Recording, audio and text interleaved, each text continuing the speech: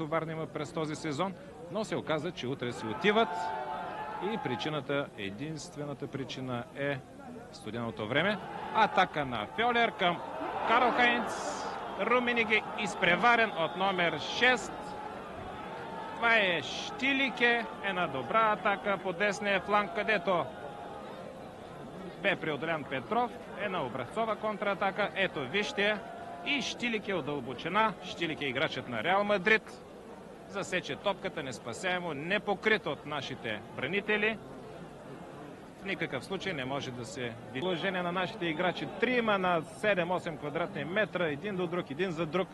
Не се разполага шахматно пред тези атаки, както беше пред нашата врата. Сега Румениге, капитанът, един от най-големите играчи на нашето време. Греда, шанс, пропуснат шанс от... Това подчертаха и треньори, и състезатели. Здравков.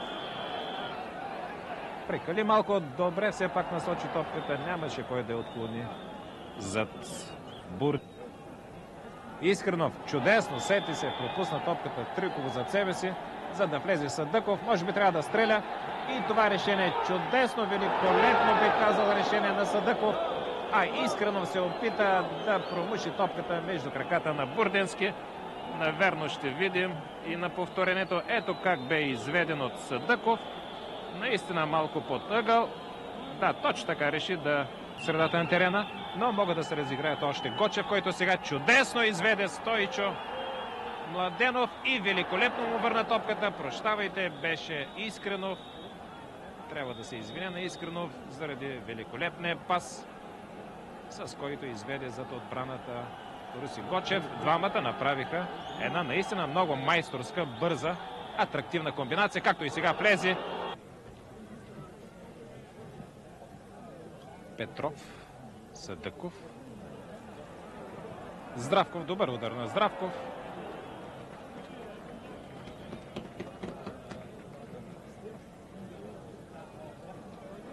Окенфелд. А сега непокрит е номер 9, голмайсторът на отбора на Федералната република в тази минута. Това е Фьолер. 20-та минута на второто полувреме. Едно безобидно положението, виждате. Не особено успешна намеса на Вълов. Поразигра се Шустер, лошо спря топката Георги Димитров. И пак Фьолер бе сам срещу Вълов. Този път Гочев, Искренов, безспорно най-добрият наш играч днес. И диагонален удар на Садъков.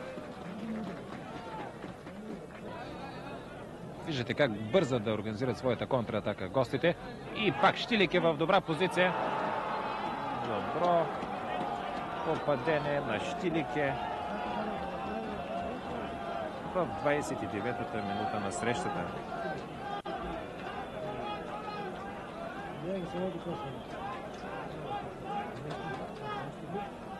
Струва си да видим и втори и трети път тази много добра атака на гостите. Ераносян сам срещу Фьорстер. Стойчо Младенов, Искренов получи топката. Добро изпълнение, великолепно изпълнение на Искренов. Много прецизно, много технично, много съобразително. Искренов отбеляза гола, който чакахме много по-рано. Ето да видим.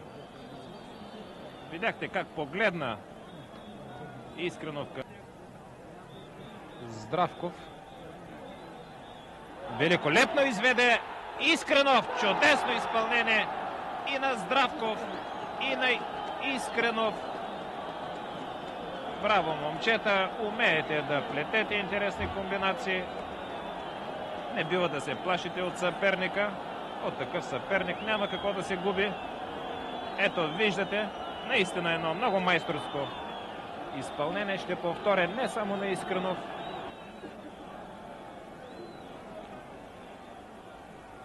Искренов.